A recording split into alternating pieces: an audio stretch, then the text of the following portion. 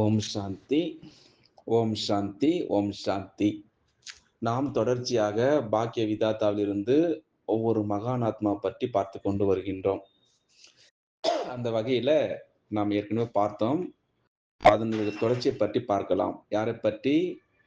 பஞ்சாபினுடைய சிங்கம் தாதி சந்திரமணி அவர்கள். அதாவது மார்ச் 11, 1997ஆம் ஆண்டு தன்னுடைய சரீரத்தை, அதாவது பழைய உடலை விட்டுவிட்டு பாப்தாதாவுடைய மடி அடைந்தார் அப்படின்று நாம் பார்த்தோம். ஏற்கனவே நிறைய போட்டிருக்கோம். பார்ட் 1, இது பார்ட் 2. இந்த அனுபவத்தினை நாம் கேட்கலாம் இந்த பாக்கிய விதாத்தம் மூலமாக. ஒரு முறை மம்மா அவர்கள், நீங்கள் என்ன முயற்சி எடுக்கிறீர்கள் அப்படின்னு கேட்டார். அதற்கு நான் அப்பொழுது கராச்சியில் இளமையாக இருந்தேன். அப்போ மம்மா, நான் என்ன செயலை செய்தாலும் மற்றவர்களிடம் அதையே செய்வேன் அப்படின்று பதிலளித்தேன் அப்படின்று தாதி சந்திரமணி ஆரம்பிக்கின்றார். 2வது பாட்டு. இது என்னுடைய மனதில் ஆழமாக பதிந்து விட்டது. அதாவது ஆரம்பத்திலிருந்தே நாங்கள் எப்பொழுதும் எல்லோருடன் சரி இணக்கமாக வாழ்ந்து வருகின்றோம் அப்படின்னு சொல்கின்றார். அது மட்டுமா, அந்த முக்கியமான நேரத்துல நாங்கள் ஒருபொழுதும் நேரத்தை வீணடித்து கிடையாது. அதனால்தான் பாபா ஆரம்பத்திலிருந்தே எங்களை அப்படித்தான் வைத்திருந்தார். மம்மா அவர்கள் என்னை தன்னுடன் வைத்திருந்தார். அதாவது நடக்கும் பொழுதெல்லாம் எல்லா விதமான யஜ்யத்தினுடைய வேலைகளையும் செய்ய சொல்வார். அதாவது தியாகம் என்றால் என்ன? விருந்தினராக எப்படி நடந்து கொள்வது அப்படின்று அவர் எனக்கு கற்றுக் கொடுத்தார், மம்மா அவர்கள். அதாவது தவறு செய்த ஒருவருக்கு அவர் ஆலோசனை வழங்கும் பொழுது நானும் சரி கற்றுக்கொள்ளும்படி மம்மா அவர்கள் என்னை தன்னுடன் உட்கார வைப்பார். அது மட்டுமா, மம்மாவுக்கு தெய்வீக குணங்கள் முழுமையாக இருந்தது. அவர் ஒரு யோகியாக இருந்து யோகேஸ்வரி ஆனார். ஞானேஸ்வரி ஆகிவிட்டார். இது போல என்னை தன்னுடன் வைத்திருப்பதன் மூலமாக நான் அந்த அனுபவத்தினை முழுமையாக வளர்த்துக் கொண்டேன்.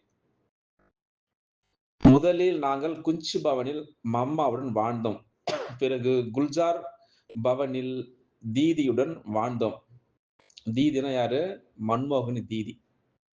மன்மோகன் தீதி அவர்கள் மிகவும் கூர்மையான மனதும் புத்தி இருந்தது அவருக்கு. அவருடைய அதிர்வுகளை வைத்தே அவரை அடையாளம் காண முடிந்தது. நாங்கள் எல்லா சகோதரிகளும் எங்களுக்குள் ஒற்றுமையாக இருந்தோம். அதாவது எங்கள் முழு அன்றாட வழக்கமும் பாபாவுடன் இருந்தது. இந்த வழியில் நான் மம்மாவுடைய உதவியாளராகவும் தீதினுடைய உதவி கட்டுப்பாட்டாளராகவும் நான் இருந்தேன். எனக்கு கிட்டத்தட்ட 13, 14 வயது பள்ளியில் படிக்கும்போது எனக்கு இந்த அனுபவம் இல்லை.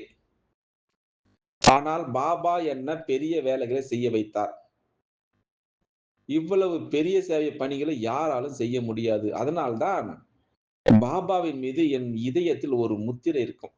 ஒரு அன்பு இருக்கும். இன்று யாராவது ஒருவருக்கு தண்ணீர் கொடுத்தால் அல்லது சரியான நேரத்தில் அவருக்கு உதவி செய்தால் அவர் அதை மறக்கவே மாட்டார். அதனால்தான் பாபா என்னை ஒவ்வொரு அடியிலும் சரி உயர்த்தி இருக்கின்றார். அதனால்தான் நான் அவரை எப்படி மறக்க முடியும்? நான் அவரை மறக்க முயற்சித்தாலும் அதை மறக்க முடியாது. அதனால யோகா செய்ய நமக்கு விருப்பமில்லை என்று பலர் சொல்கின்றார்கள். நான் சொல்கின்றேன், பாபா நம்முடைய வாழ்க்கை, அதாவது தந்தையாக இருந்து, ஆசிரியராக இருந்து, குருவினுடைய அந்த உறவால உருவாக்கி இருக்கின்றார். அதனால அவரை எப்படி நாம் மறக்க முடியும்?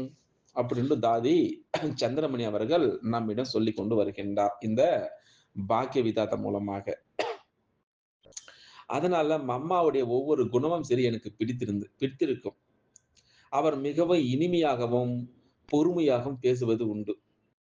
அதாவது யாராவது என்னிடம் ஏதாவது கெட்டதை சொன்னால், அவர் அதை கேட்கவே மாட்டார்.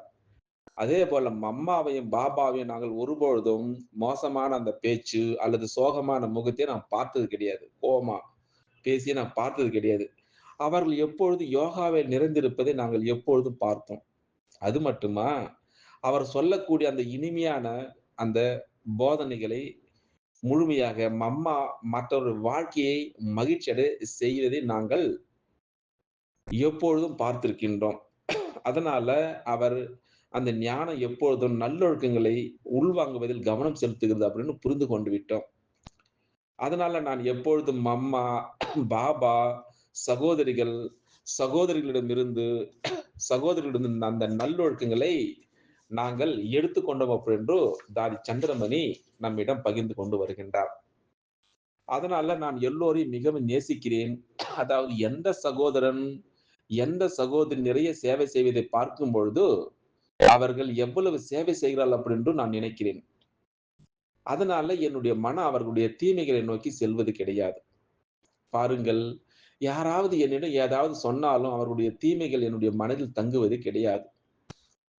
அவ ஓடிவிடும். அதனால அந்த மோசமான விஷயம் என்னவென்றால், சில நேரங்களில் அது என் காதுகளுக்கு வந்தாலும் அதை எப்படி மறந்து விடுகிறேன் என்று எனக்கே தெரியவில்லை என்று தாதி சந்திரமணி அவர்கள் அந்த விஷயத்தை பற்றி நம்மிடம் சொல்லிக் கொண்டு வருகிறார்.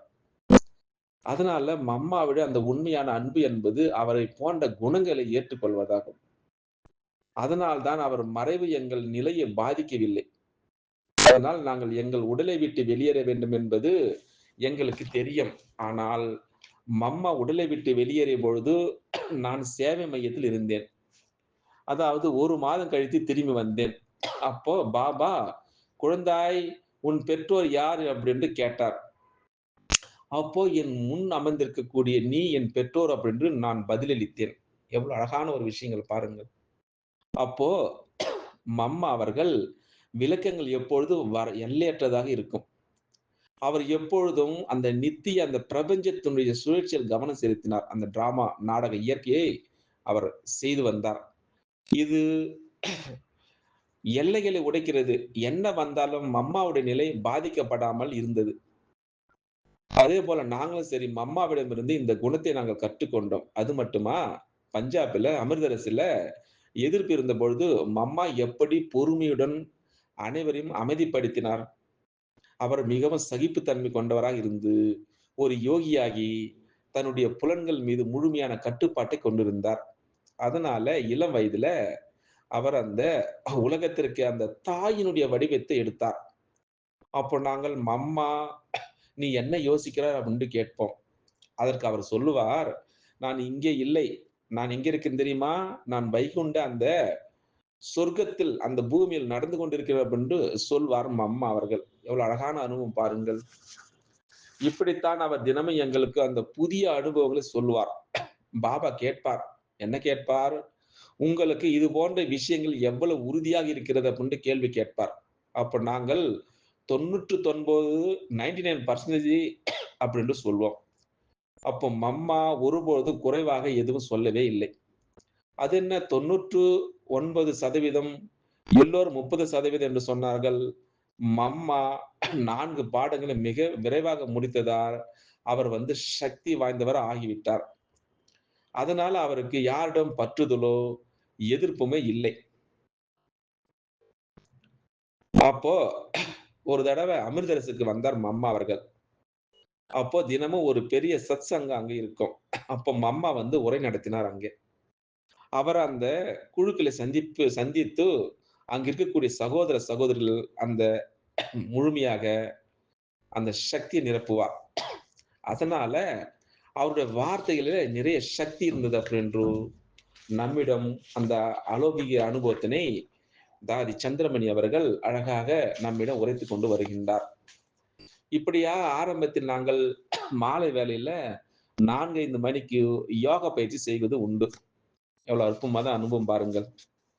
இப்படியாக பாபா 2 அம்சங்களில் நாங்கள் முன்னேற்ற வேண்டும் அப்படின்னு விரும்பினார். அதாவது உடல் ஆரோக்கியத்திலும் சரி, மன ஆரோக்கியத்திலும் சரி, அந்த அ முழுமையா ஒத்துழைப்பு கொடுப்பார். நீங்கள் படத்தை பார்த்திருப்பீர்கள். அதனால தான் பாபா எங்களை ஒரு பெண் என்ற உணர்வு மறைந்து போகும் வகையில் அலங்கரித்தார். பாபா எங்களை நடக்க செய்து, பிறகு ஒரே இடத்தில் நிற்க செய்வார். அதனால நாங்க அந்த நாட்டுப்புற பள்ளி, உடல் பயிற்சி, அந்த விளையாட்டுகளும் சிறந்து விளங்கியதால், அனைவரும் சரி பயிற்சி செய்ய சொன்னேன். யாருக்காவது இந்தி அல்லது ஆங்கிலம் தெரியாவிட்டால், நான் அனைவருக்கும் ஒன்றாக கற்றுக் கொடுப்பேன் அப்படின்று தாதி சந்திரமணி அவர்கள் நம்மிடம் அந்த அனுபவத்தினை சொல்லிக் கொண்டு வருகிறார். அது மட்டுமா, ஆரம்பத்தில் இருந்த பாபா என்னை சக்தி வாய்ந்தவராக கருதினார். நான் அப்படி ஒருபோதும் என்னை கருதியதே கிடையாது. பாருங்கள், அந்த பாந்தேலி மாதாஸ் எனக்கு ஒரு பங்காக இருந்தது. ஷீலிந்திர தாதி அவர் ஒரு வங்காளி அவரு. அதாவது நான் அவருக்கு கடிதங்களை வழங்குவேன்.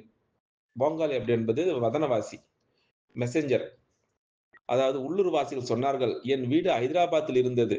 அப்போ நான் இங்கு வருவேன்.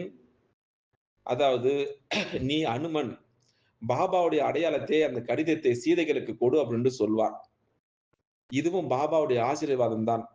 அதனால நான் எங்கு சென்றாலும் வெற்றியை கண்டுவிட்டேன் அப்படின்னு தாதி சந்திரமணி அவர்கள் நம்மிடம் சொல்லிக் கொண்டு வருகிறார். உங்களுக்கு இன்னொரு அழகான அனுபவத்தை சொல்லப் போகின்றேன்.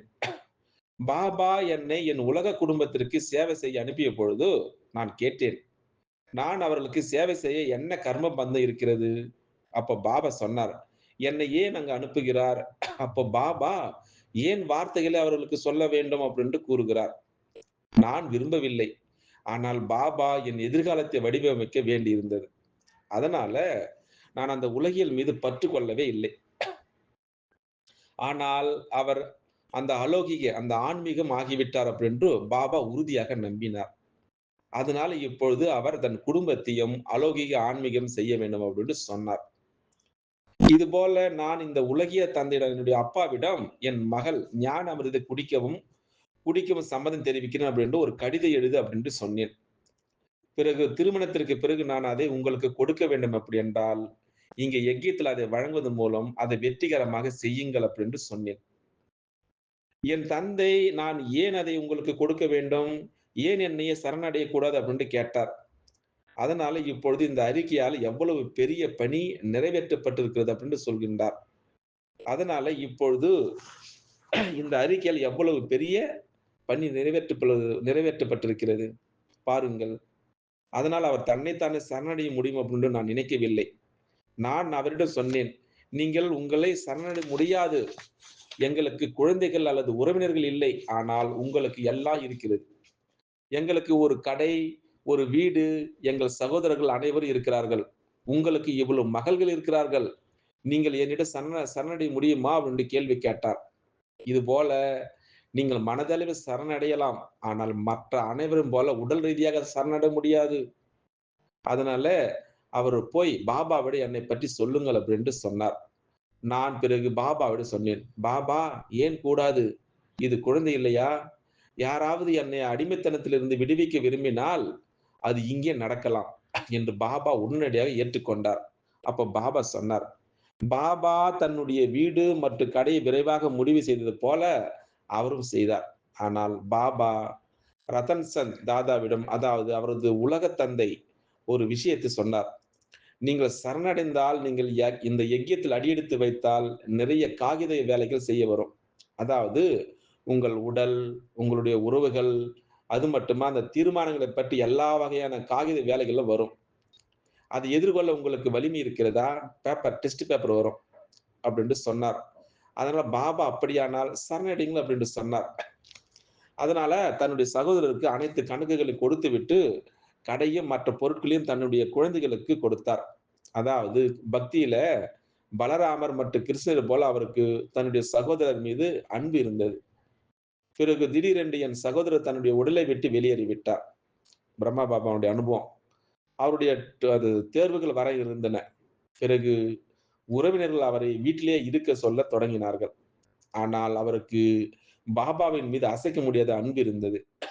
அவருக்கு ஒரே பலம், ஒரே நம்பிக்கை அப்படி இருந்தது. அதனால பாபா அவரை கராச்சியில் தன்னுடன் வைத்திருந்தார். இறுதியில் அவர் தன்னுடைய உடலை விட்டு வெளியேறும் போதும் அவர் இன்னும் பாபாவின் நினைவில் வைத்திருந்தார். அந்த நேரத்தில் அவர் பூனேவில் இருந்தார். அவருடைய கண்கள் மூடிய பிறகு அவர் வெளியேறிவிட்டார். இறுதியில் அவர் அனைத்து புனித அந்த பிராமணர்களிடம் ஒப்படைக்கப்பட்டார். இது போல பாபா என்னை கடவுளுடைய நினைவுடன் ஒரு தோழியுடன் அனுப்பி வைத்தார். பாருங்கள்.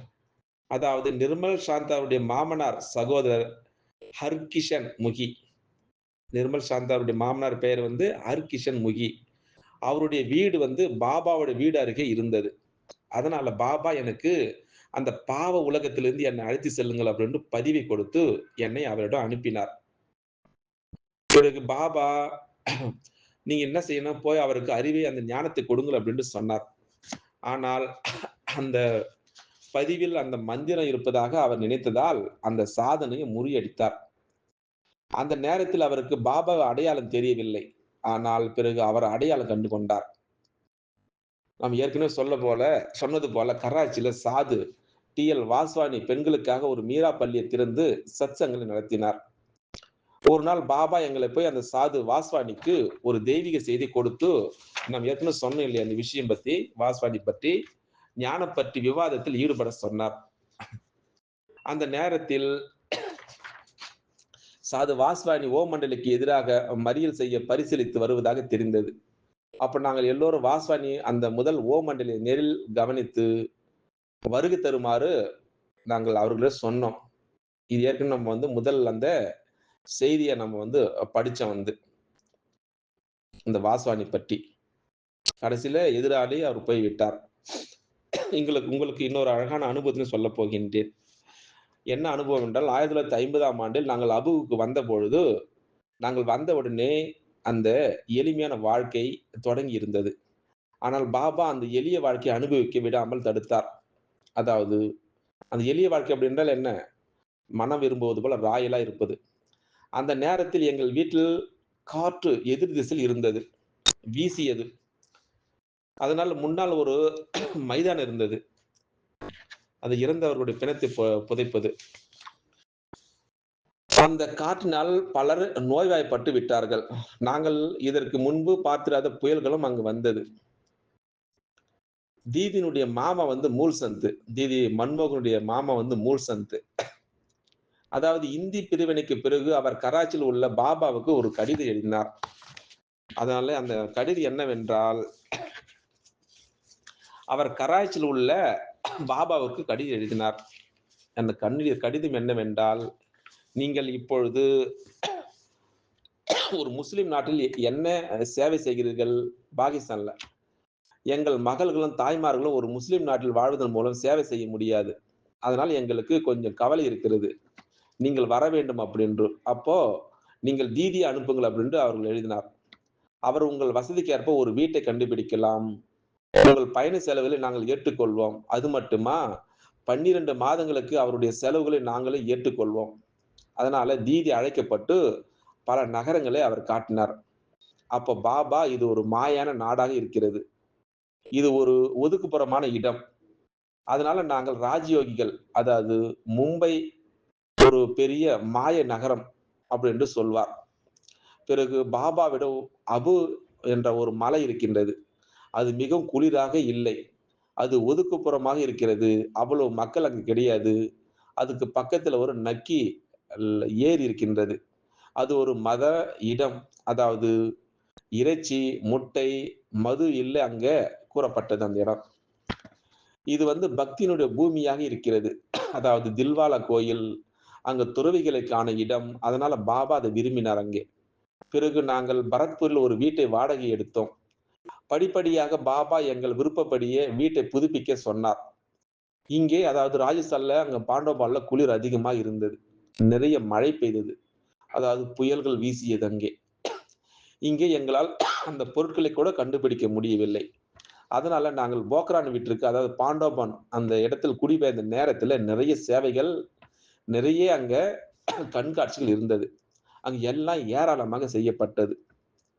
இப்படியாக பாபாவுடைய பார்வை பிரச்சனையாக முடிகிறது. அதாவது செலவுகளை செலுத்துவதாக உறுதியளித்தவர்கள் மறுத்து விட்டார்கள். நாங்கள் அதையெல்லாம் தாங்கிக் கொள்ள வேண்டி இருந்தது.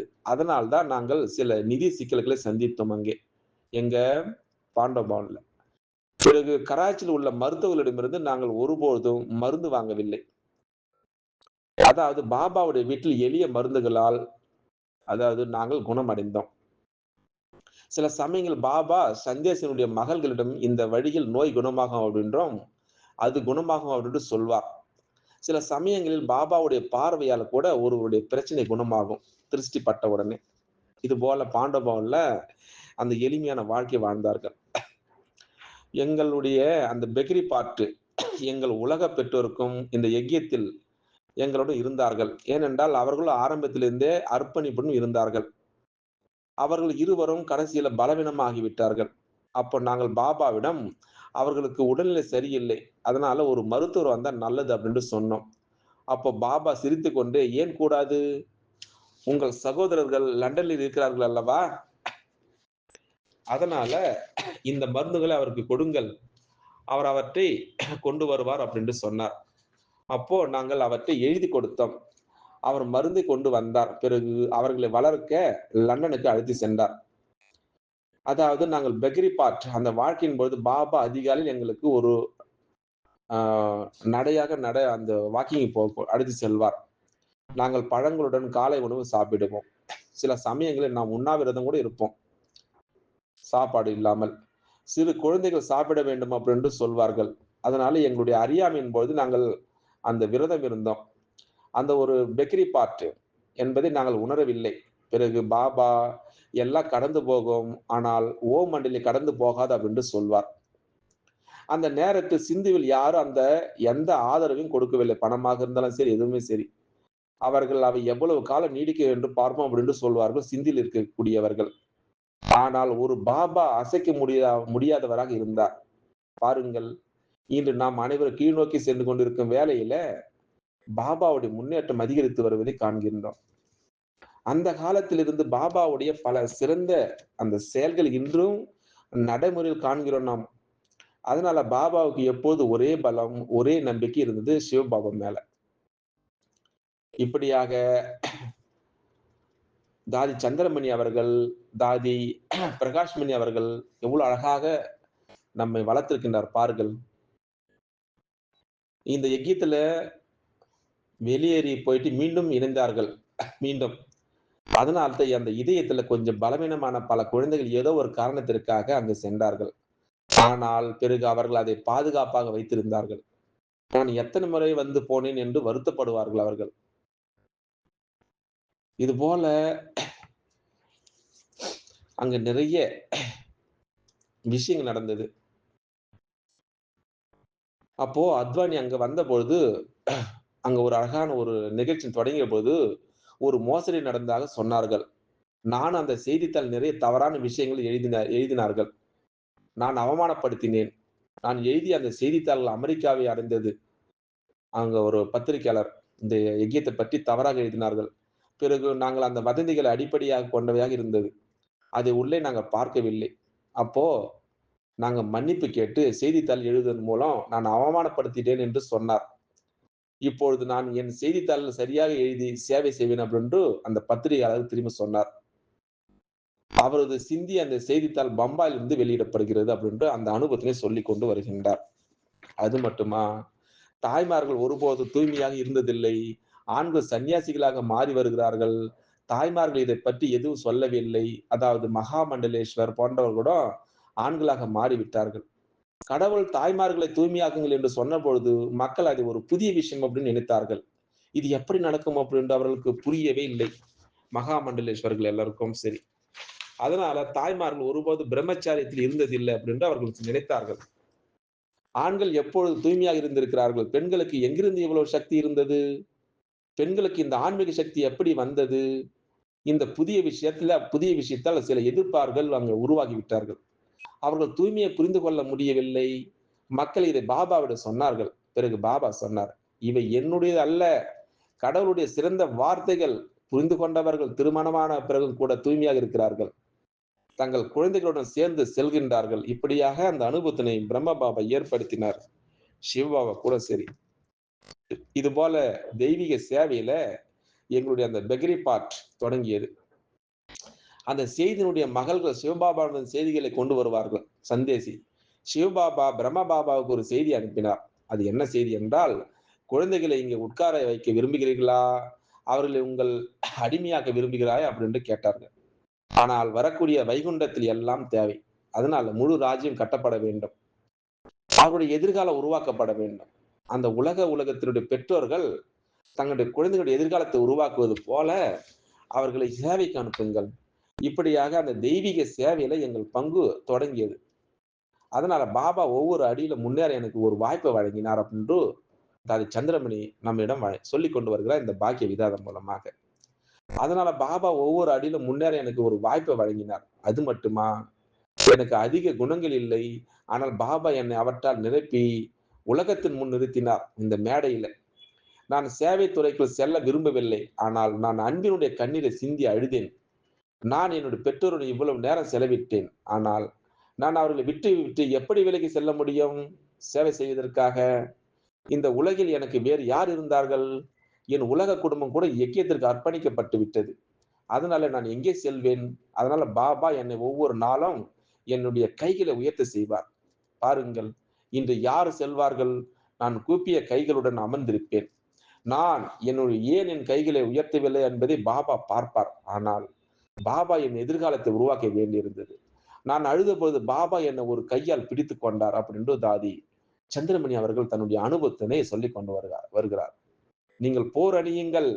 தண்ணீர் ஊற்றும்போது ஒரு பாத்திரம் பரிமாற வரவில்லை. சீதா என்று ஏதோ சொன்னார். மாயா நான் விரும்பினாலும் ரகிலி நபரை அனுப்பினார் ஒரு தாதி. இது உலக வாழ்க்கையோட ஒரு நீதிபதி முறையாக இருக்க வேண்டும். அதனால பின்னர் அவர் என்னையும் அந்த சேவைக்கு அழைத்தார். பிறகு அஜ்மேரியும் அங்கே இருக்கிறார். அதனால் அவர் அங்கே பரிமாறினார். பிறகு டில்லியில 3 உலக அந்த பழங்கள் அழிக்கப்பட்டது. அதற்கு ஒரு தோட்டக்காரர் மாநாடு இருந்தது. அங்கே ஜானகி அங்கே இருந்தார். பிறகு அமிர்தசரஸ் அந்த ராணுவம் தொடங்கியது. அங்கே இருந்தது. பிறகு அது பஞ்சாபாக மாறிவிட்டது. அமிர்தசரஸ் எப்படி ஆனது? பஞ்சாபாக மாறிவிட்டது. அதன் பிறகு ஹரியானா சென்று இமயமலையில் அந்த பிறகு ஜம்மு காஷ்மீர் இது போல வந்தது. இப்படியாக பலருடைய வாழ்க்கையை உருவாக்கியவர் நம்முடைய ஆன்மீக சகோதரி தாதி சந்திரமணி அவர்கள். பல வருடங்களாக இந்த ஞானத்தை கேட்டு சிகரெட் பிடித்தவர்கள் எல்லாம் அதை விட்டு விட்டார்கள். பாபாவுடைய அந்த ஸ்ரீமத்தை கடைபிடிப்பதன் மூலமாக பலர் யோகிகள் ஆகிவிட்டார்கள். இதை பார்த்ததும் நான் நிறைய சேவை செய்ய தூண்டப்பட்டு விட்டேன். பாருங்கள், எவ்வளவு அற்புதமான இது கடவுள் படைத்தவர் எல்லாம் இப்படி ஆகிவிட்டார்கள். சரி, நாமும் அவருடைய குழந்தைகள் தான். பாபா மட்டுமே செய்ய வேண்டிய வேலை. இந்த தீய உறுதியுடன் நான் சேவையை மிக சிறப்பாக செய்யப் போகிறேன். பஞ்சாப் நாட்டு அந்த மக்களுக்கு. அந்த நாட்டிற்கு சேவை செய்வதில் முன்னணியில் இருக்கின்றார்கள். அதனால இது ஒரு சேவாக நான் நினைத்தேன். அவர்கள் நாட்டிற்காக இறக்க தயாராக இருந்தார்கள். அந்த ராணுவம் உயிருடன் இருக்கும்போது இறப்பது அவர்களுக்கு எளிதானது. அதனால எனக்கு 14 ஆண்டுகள் தவம் செய்யக்கூடிய சக்தி இருந்தது. அதன் காரணமாக நான் 2 வார்த்தைகளால் பேசினால் கூட கேட்பவர்கள் அவர்கள் மெய்மறந்து உடலற்ற அந்த தேகமத்தை மறந்து அசிரியராகி விடுவார்கள். உங்களுக்கு ஒரு அனுபவம் சொல்லப் போகின்றேன். ஹாப்பூரில் கலவரம் வெடித்த பொழுது நான் 2 அல்லது 3 பேரை அடித்துக் கொண்டிருந்தேன். அப்ப ராஜநாக என்ற ஒரு தாய் இருந்தார். அவர் திரைப்படங்களில் நடித்தவர். அதாவது அவர் 16 வயது உடையவர் அப்படின்று அவர் எதிரிகள் சொன்னார்கள். அவருடைய கணவர் தன்னுடைய நகைகள் அனைத்தையும் எடுத்துக்கொண்டு அந்த பிரம்மகுமாரிகள் சென்றதாக குற்றம் சாட்டினார் அவர். ஆனால் உண்மை என்னவென்றால் கணவன் மனைவிக்கு இடையே அந்த தூய்மையை அந்த கடைபிடிக்க அந்த தகராறு வந்தது. அப்ப அந்த ராஜமாதா கற்புடன் இருக்க விரும்பினார். ஆனால் அவருடைய கணவர் அவரை ஆதரிக்கவில்லை. கோபமாக அவர் அவளை விட்டுவிட்டு வெளியேற சொன்னார். அவரிடம் ரூ. 5 இருந்தது. அவர் டெல்லி சேவை மையத்திற்கு சென்று சகோதரியுடன் பாத்திரங்களை கழுவ வேலைக்கு அமர்த்த சொன்னார். ஏனென்றால் அவருடைய கணவர் அவரை வீட்டில் வைத்திருக்க மாட்டார். சகோதரிகள் அதை ஏற்றுக்கொண்டார்கள். அதன் பிறகு எதிரிகள் இன்னும் பல பொய்யான குற்றச்சாட்டுகள் சுமத்தினார்கள். இந்த சகோதரிகள் அதாவது அந்த அந்த சகோதரிகள் எல்லோரும் மாற்றுவதாகவும் அதாவது நார்மலாக இருப்பதை எதிர்ப்பாக மாற்றுகிறார் அப்படின்னு அவர் சொன்னார். பொதுமக்களை ஏற்படுத்தி விட்டார்கள். பல குண்டர்கள் அங்கு எழுந்து நின்றார்கள். அதனால் பிரம்மகுமாரிகளுக்கு யாரும் எதையும் பாலும் சரி எதையும் கொடுக்கக்கூடாது அப்படின்ட்டு அந்த பராமரிப்பாளர் வீட்டை சுத்தம் செய்யக்கூடாது. பொதுமக்களுக்கு அறிவித்தார்கள் அங்கே அந்த பஞ்சாப் நாட்டுல. இந்த வழியில் அவர்கள் எல்லாவற்றையும் மூடிவிட்டார்கள். அது மட்டுமா, வீட்டு உரிமையாளரை மிரட்டி நீங்கள் அவர்களை உங்கள் வீட்டில் வைத்திருந்தால் நாங்கள் உங்களை கொன்று விடுவோம் அப்படின்னு சொன்னார்கள். அந்த வீட்டு ஓனரும் சரி, அவரும் பயந்து விட்டார். பின்னர் எதிரிகள் நாங்கள் உங்களுக்கு ஒரு வீட்டை வாடகை விடுவோம் அப்படின்னு சொன்னார்கள். அவர்களுடைய அடிப்படை ஏமாற்று வேலை அப்படின்னு என்னவென்றால், அவர்களுடைய உடைமைகளை ஒரு லாரியில் ஏற்றப்பட்டவுடன் அவர்கள் அதை நேரடியாக டெல்லிக்கு அனுப்புவார்கள். ஆனால் வேலை பாபாவுடையதாக இருந்தது. பாருங்கள், அரசாங்கம் எங்கள் பக்கம் நின்றது. அவர்களிடமிருந்து எதையும் எடுக்க வேண்டாம் அப்படின்று. அவர்கள் எங்களிடம் சொன்னார்கள், "நாங்கள் உங்களுக்கு ஒரு லாரிய கொடுப்போம்." போராட்டக்காரர்கள் அங்கு கோஷங்கள் எழுப்பினார்கள். அப்ப பாபா சந்தேஷினுடைய மகள் மூலம் ஒரு செய்தி அனுப்பினார். அதாவது பயமில்லாதவர் முதலில் செல்ல வேண்டும் என்று செய்தி சொல்லப்பட்டது. அதனால நான் முதலில் சென்றேன். அதாவது அமைதியினுடைய சக்தி மிகவும் நன்றாக வேலை செய்தது எனக்கு அங்கே. பிறகு பாபா இருப்பது போல உணர்ந்தோம் அங்கே. நாங்கள் தொடர்ந்து நடந்தோம். அதாவது எதிரியுடைய மனதில் ஏதேனும் தீமை பற்றிய எண்ணங்கள் அமைதியாகி விட்டது. நாங்கள் நடந்து செல்லும்போது அந்த புதிய வீட்டை அடைந்தோம். ஆனால் எதிரிகள் அதற்கு தாங்களே பூட்டை போட்டு விட்டார்கள். அதனால இப்பொழுது நாங்கள் எப்படி மேலே செல்ல முடியும்? நாங்கள் காவல் நிலையத்திற்கு சென்றோம். அங்கே காவல்துறையினருக்கு கதவை திறக்க அதிகாரம் இருக்கிறது. அவர்கள் பூட்டை திறந்து இரவு 12 மணிக்கு எங்களை உள்ளே உட்கார வைத்தார்கள். அப்பொழுது கூட எங்கள் எதிரிகள் எங்களிடம் வந்து, "சிங்கம் உங்களை தின்றுவிடும். அதனால நீங்கள் அதை ஏற்றுக்கொள்ள வேண்டும்" என்று சொன்னார். அதனால நீங்கள் இங்கிருந்து சென்று விட வேண்டும் என்று சொல்லி இருந்தார்கள் அவர்கள், எதிராளிகள். அதனால நாங்கள் ஏதாவது தவறு செய்திருந்தால் சொல்லுங்கள் அப்படின்னு சொன்னோம். எங்கள் தரப்பில் எந்த தவறும் இல்லையே. பின்னர் நாங்கள் லக்னோவிலிருந்து ஒரு அமைச்சரை அழைத்தோம் அங்கே. எங்கள் 8 எதிரிகளும் இடையே ஒரு கூட்டம் நடைபெற்றது. அந்த ராஜ் மாதாவை நடுவில் அமர வைத்தார்கள். அவர் ஒரு அறிக்கையை சொன்னார். இந்த சம்பவத்தில் நாங்கள் எந்த தவறும் செய்யவில்லை. அந்த அறிக்கை சொல்லப்பட்டது. பிறகு அந்த 8 பேரும் ஒரு நாள் சிறையில் அடைக்கப்பட்டார்கள்.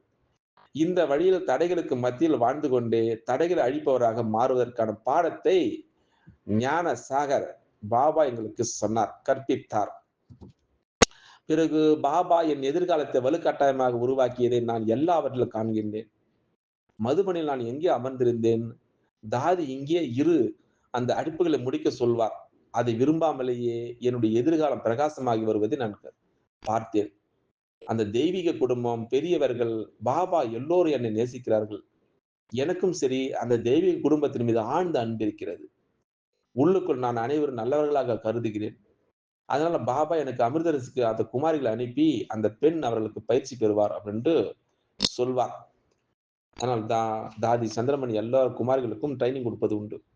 எத்தனை இளம் பெண்கள் கற்றுக்கொண்டு வெளியேறி இருக்கிறார் தெரியுமா? அவருடைய எதிர்காலம் எவ்வளவு வடிவமைக்கப்பட்டு தெரியுமா? ஒவ்வொரு இளம் பெண்ணையும் பாருங்கள். நேபாளத்தை சேர்ந்த ராஜ் சகோதரி, சண்டிகரை சேர்ந்த அச்சல், டேராடூனை சேர்ந்த பிரேம், இவர்கள் அனைவரும் மையங்களை நிர்வகித்து வருகின்றார்கள். யார் கொடுத்த ட்ரெய்னிங்கு? சந்திரமணி. அதனால நான் அவர்களுக்காக மிகவும் கடினமாக உழைத்திருக்கின்றேன். நான் அவர்களுடன் இருந்தது வாழ்க்கையில் இருந்து அவர்களுக்கு அந்த நுட்பமான பலத்தை அளித்து வருகிறேன் அப்படின்னு சொல்கின்றார். பிறகு எனக்கு புரிந்தது. அந்த நட்பு, அந்த நல்ல விளைவை எனக்கு கொண்டிருந்தது. அதனால நாங்கள் எப்போது எல்லோரையும் பாராட்டி இருக்கிறோம். அதனால்தான் அவர்கள் மனதில் மரியாதை இருக்கிறது. அப்போ என்னுடைய செய்தித்தாள் வந்தது. அதாவது எனக்கு கிராமத்திற்கு அனுப்பப்பட்டது. அந்த அழைப்பிதழ் தாதி நிர்மல் சாந்தாவுக்கு, அதாவது அச்சல் சகோதரி அந்த கிராமத்தில் வசித்து வந்தார். அது என்ன ஒரு கிராமம் தெரியுமா? அது மண்ணால் ஆனது. நான் 3 வருடங்களாக ஒரு சிறிய அறையில் வசித்து வந்தேன். அங்கு குளியலறை இல்லை, கழிப்பறை இல்லை, பந்தராவில் குளிக்க வேண்டும், தண்ணீர் இல்லை. இது போல கஷ்டங்கள் அனுபவித்தேன். ஆனால் எனக்கு அப்படி எதுவும் தோன்றவில்லை. ஏனென்றால் நிறைய சேவை இருந்தது. அந்த முழு கிராமம் என் பின்னால் இருந்தது. அம்மா வந்தார். அதாவது 800 கிராமவாசிகள் கைகளில் மாலைகளுடன் நின்றிருந்தார்கள். அப்போ பாபா அந்த கிராமத்திற்கு வந்தார். நான் யாரை பார்த்தாலும் நான் தியானத்திற்கு செல்வேன். என் முன் அமர்ந்திருக்க அச்சல் சகோதரியை, அதாவது வைஷ்ணவ தேவியின் தரிசனம் கண்டார். நாங்கள் சாதாரண மக்கள். ஆனால் நமக்குள் நிரம்பியதை அந்த சேவையில் நான் கண்டேன். அதாவது உடலற்ற அந்த உடல் தெய்வீக குணம் அனைத்து என்னை முதன்முறையாக வைத்திருக்கிறது. எனக்கும் அனைவர் மீது ஆழ்ந்த அன்பு உண்டு அப்படின்னு சொல்கின்றார். அது மட்டுமா? யாராவது என்னை சேவை செய்ய சொன்னால், நான் இரவு முழுவதும் அல்லது பகலில் விழித்திருக்க வேண்டியிருந்தாலும், நான் ஒருபோதும் வேண்டாம் அப்படின்னு சொல்ல மாட்டேன். பாபாவுடைய சேவை ஏன் எந்த காரணத்துக்காக நிறுத்தப்பட வேண்டும்? இவை பாபாவுடைய வார்த்தைகள். அவை என் காதுகளில் எதிரொலிக்கிறது. மற்றவர்கள் சேவைக்கு வேண்டாம் அப்படின்னு சொல்லக்கூடாது அப்படின்னு நான் நினைக்கிறேன். இந்த நபர் இதை செய்ய வேண்டும், அந்த நபர் அதை செய்ய வேண்டும் அப்படின்னு உள்ளிருந்து ஒரு எரிச்சல் ஏற்படுகிறது. அவர்கள் அதை செய்யாவிட்டால் நான் அதை உணரவில்லை. அதை நான் நாடகம் அப்படின்னு அழைப்பது உண்டு. இதுபோல என்னுடைய வலுவான மன உறுதி என்பது ஒரு பெரிய சக்தியாக இருந்தது. அது ஆன்மாவை மாற்றுகிறது. அதற்கு தனிமை தேவை. அதாவது தனிமைக்கு நேரம் ஒதுக்குங்கள். மாணவர்கள் வருடாந்திர தேர்வில் நல்ல மதிப்பெண்களை பெறுவதற்காக தங்கள் படிப்பாக தனிமையில் செல்வது போல நம்முடைய இறுதி நேரம் வந்துவிட்டது.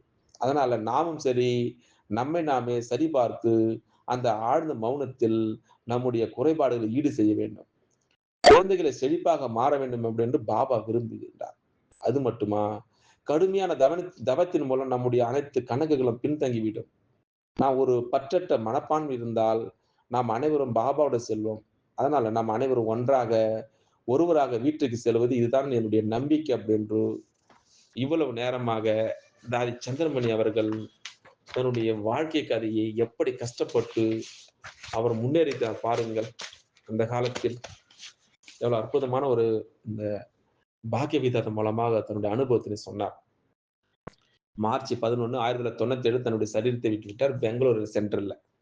ம். இவருடைய தொடர்ச்சியை பற்றி நாளைக்கு பார்க்கலாம். ஓம் சாந்தி, ஓம் சாந்தி, ஓம் சாந்தி. ஓம் சாந்தி, ஓம் சாந்தி, ஓம் சாந்தி. நாம் தொடர்ச்சியாக பாக்கிய விதாத்தாவிலிருந்து ஒவ்வொரு மகானாத்மா பற்றி பார்த்து கொண்டு வருகின்றோம். அந்த வகையில நாம் ஏற்கனவே பார்த்தோம். அதனுடைய தொடர்ச்சியை பற்றி பார்க்கலாம். யாரை பற்றி? பஞ்சாபினுடைய சிங்கம் தாதி சந்திரமணி அவர்கள். அதாவது மார்ச் 11, 1997ஆம் ஆண்டு தன்னுடைய சரீரத்தை, அதாவது பழைய உடலை விட்டுவிட்டு பாப்தாதாவுடைய மடி அடைந்தார் அப்படின்று நாம் பார்த்தோம். ஏற்கனவே நிறைய போட்டிருக்கோம். பார்ட் 1, இது பார்ட் 2. இந்த அனுபவத்தினை நாம் கேட்கலாம் இந்த பாக்கிய விதாத்தம் மூலமாக. ஒரு முறை மம்மா அவர்கள், நீங்கள் என்ன முயற்சி எடுக்கிறீர்கள் அப்படின்னு கேட்டார். அதற்கு நான் அப்பொழுது கராச்சியில் இளமையாக இருந்தேன். அப்போ மம்மா, நான் என்ன செயலை செய்தாலும் மற்றவர்களிடம் அதையே செய்வேன் அப்படின்று பதிலளித்தேன் அப்படின்று தாதி சந்திரமணி ஆரம்பிக்கின்றார். 2வது பாட்டு. இது என்னுடைய மனதில் ஆழமாக பதிந்து விட்டது. அதாவது ஆரம்பத்திலிருந்தே நாங்கள் எப்பொழுதும் எல்லோருடன் சரி இணக்கமாக வாழ்ந்து வருகின்றோம் அப்படின்னு சொல்கின்றார். அது மட்டுமா? அந்த முக்கியமான நேரத்துல நாங்கள் ஒருபொழுதும் நேரத்தை வீணடித்து கிடையாது. அதனால்தான் பாபா ஆரம்பத்திலிருந்தே எங்களை அப்படித்தான் வைத்திருந்தார். மம்மா அவர்கள் என்னை தன்னுடன் வைத்திருந்தார். அதாவது நடக்கும் பொழுதெல்லாம் எல்லா விதமான யஜ்யத்தினுடைய வேலைகளையும் செய்ய சொல்வார். அதாவது தியாகம் என்றால் என்ன? விருந்தினராக எப்படி நடந்து கொள்வது அப்படின்று அவர் எனக்கு கற்றுக் கொடுத்தார். மம்மா அவர்கள். அதாவது தவறு செய்த ஒருவருக்கு அவர் ஆலோசனை வழங்கும் பொழுது நானும் சரி கற்றுக்கொள்ளும்படி மம்மா அவர்கள் என்னை தன்னுடன் உட்கார வைப்பார். அது மட்டுமா? மம்மாவுக்கு தெய்வீக குணங்கள் முழுமையாக இருந்தது. அவர் ஒரு யோகியாக இருந்து யோகேஸ்வரி ஆனார். ஞானேஸ்வரி ஆகிவிட்டார். இது போல என்னை தன்னுடன் வைத்திருப்பதன் மூலமாக நான் அந்த அனுபவத்தினை முழுமையாக வளர்த்துக் கொண்டேன். முதலில் நாங்கள் குஞ்சு பவனில் மம்மாவுடன் வாழ்ந்தோம். பிறகு குல்ஜார் பவனில் தீதியுடன் வாழ்ந்தோம். தீதினா யாரு? மன்மோகன் தீதி. மன்மோகன் தீதி அவர்கள் மிகவும் கூர்மையான மனதும் புத்தி இருந்தது அவருக்கு. அவருடைய அதிர்வுகளை வைத்தே அவரை அடையாளம் காண முடிந்தது. நாங்கள் எல்லா சகோதரிகளும் எங்களுக்குள் ஒற்றுமையாக இருந்தோம். அதாவது எங்கள் முழு அன்றாட வழக்கமும் பாபாவுடன் இருந்தது. இந்த வழியில் நான் மம்மாவுடைய உதவியாளராகவும் தீதினுடைய உதவி கட்டுப்பாட்டாளராகவும் நான் இருந்தேன். எனக்கு கிட்டத்தட்ட 13, 14 வயது பள்ளியில் படிக்கும்போது எனக்கு இந்த அனுபவம் இல்லை. ஆனால் பாபா என்ன பெரிய வேலைகளை செய்ய வைத்தார். இவ்வளவு பெரிய சேவை பணிகளை யாராலும் செய்ய முடியாது. அதனால்தான் பாபாவின் மீது என் இதயத்தில் ஒரு முத்திரை இருக்கும். ஒரு அன்பு இருக்கும். இன்று யாராவது ஒருவருக்கு தண்ணீர் கொடுத்தால் அல்லது சரியான நேரத்தில் அவருக்கு உதவி செய்தால் அவர் அதை மறக்கவே மாட்டார். அதனால்தான் பாபா என்னை ஒவ்வொரு அடியிலும் சரி உயர்த்தி இருக்கின்றார். அதனால்தான் நான் அவரை எப்படி மறக்க முடியும்? நான் அவரை மறக்க முயற்சித்தாலும் அதை மறக்க முடியாது. அதனால யோகா செய்ய நமக்கு விருப்பமில்லை என்று பலர் சொல்கின்றார்கள். நான் சொல்கின்றேன், பாபா நம்முடைய வாழ்க்கை, அதாவது தந்தையாக இருந்து, ஆசிரியராக இருந்து, குருவினுடைய அந்த உறவால உருவாக்கி இருக்கின்றார். அதனால அவர எப்படி நாம் வந்து மறக்க முடியும்? அப்படின்னு தாதி சந்திரமணி அவர்கள் நம்மிடம் சொல்லிக் கொண்டு வருகின்றார். இந்த பாக்கிய விதாதா மூலமாக. அதனால அம்மாவுடைய ஒவ்வொரு குணமும் சரி எனக்கு பிடித்திருக்கும். அவர் மிகவும் இனிமையாகவும், பொறுமையாகவும் பேசுவது உண்டு. அதாவது யாராவது என்னிடம் ஏதாவது கெட்டதை சொன்னால், அவர் அதை கேட்கவே மாட்டார். அதேபோல அம்மாவையும், பாபாவையும் நாங்கள் ஒருபொழுதும் மோசமான அந்த பேச்சு அல்லது சோகமான முகத்தை நான் பார்த்தது கிடையாது. கோவமா பேசி நான் பார்த்தது கிடையாது. அவர்கள் எப்பொழுதும் யோகாவில் நிறைந்திருப்பதை நாங்கள் எப்பொழுதும் பார்த்தோம். அது மட்டுமா, அவர் சொல்லக்கூடிய அந்த இனிமையான அந்த போதனைகளை முழுமையாக அம்மா மற்றவர்கள் வாழ்க்கையை மகிழ்ச்சி அடைய செய்வதை நாங்கள் எப்பொழுதும் பார்த்திருக்கின்றோம்.